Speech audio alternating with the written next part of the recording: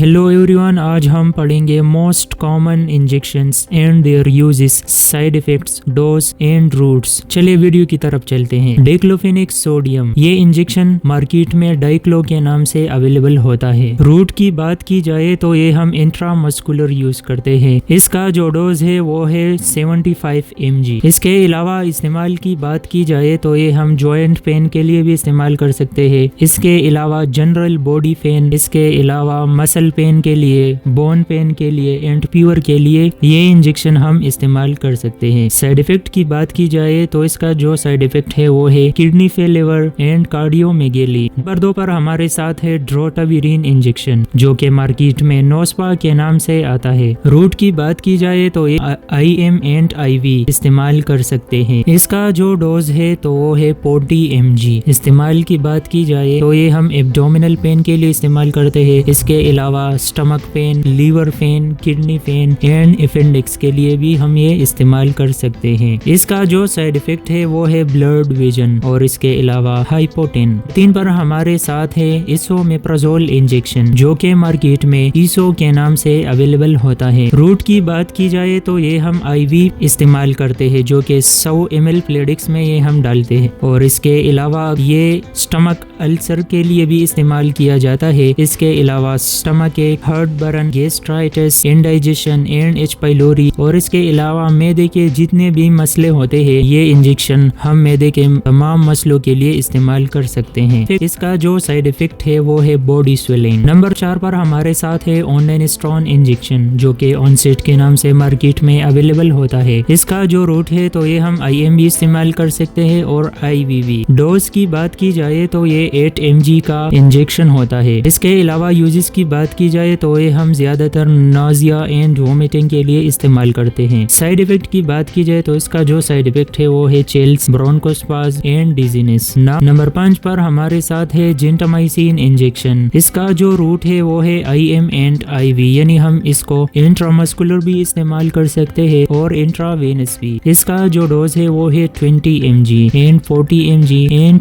80 mg। इसका जो इस्तेमाल है तो ये हम डायरिया में इस्तेमाल कर सकते हैं। इसके अलावा एप्सिस, skin infection and chest infection के लिए भी हम ये इस्तेमाल कर सकते हैं। इसका जो साइड इफेक्ट है वो है growth retardation and anaemia. Number 6 पर हमारे साथ है सेप्ट्राक्सोन इंजेक्शन, जो के मार्केट में ऑक्सीडिल के नाम से अवेलेबल होता है। ये बहुत ही आम यूजफुल इंजेक्शन है। रूट की बात की जाए तो ये हम IV स्टेट भी इस्तेमाल कर सकते हैं और 100 ml प्लेडिक्स में भी इसको डालते हैं। इसका जो डोज होता है वो है 250 mg, 500 mg and 1 gram and 2 ग्राम। इस्तेमाल की बात की जाए तो ये हम टाइफाइड फीवर में भी इस्तेमाल करते हैं। इसके अलावा UTI, RTI, आफ्टर सर्जरी भी हम इसको इस्तेमाल कर सकते हैं। इसके अलावा गोनोरिया ये एक सेक्सुअली ट्रांसमिटेड डिजीज है और ये सेप्ट्राक्सोन इंजेक्शन गोनोरिया में भी इस्तेमाल किया जाता है। और इसके अलावा ऑर्काइटिस। साइड इफेक्ट की बात की जाए तो ये इसका जो साइड इफेक्ट है वो है एनीमिया एंड गैस्ट्राइटिस। नंबर 7 पर हमारे साथ है फेनिरामिन मलीट इंजेक्शन, जो के मार्केट में एविल के नाम से अवेलेबल होता है। रूट की बात की जाए तो ये हम IV एंड IM भी इस्तेमाल कर सकते हैं। इसका जो डोज है वो है 22.75 mg। इस्तेमाल की बात की जाए तो ये हम एलर्जी के लिए भी इस्तेमाल करते हैं। इसके अलावा स्किन रैशेस के लिए भी इस्तेमाल करते हैं और इसके अलावा कॉमन कोल्ड के लिए भी ये इंजेक्शन बहुत ही यूजफुल है। साइड इफेक्ट की बात की जाए तो इसका जो साइड इफेक्ट है वो है डिजीनेस एंड वर्टिगो। उम्मीद करता हूँ कि आपको हमारी ये वीडियो अच्छी लगी होगी। इस तरह की मजीद वीडियोस देखने के लिए हमारे चैनल को सब्सक्राइब करें। शुक्रिया।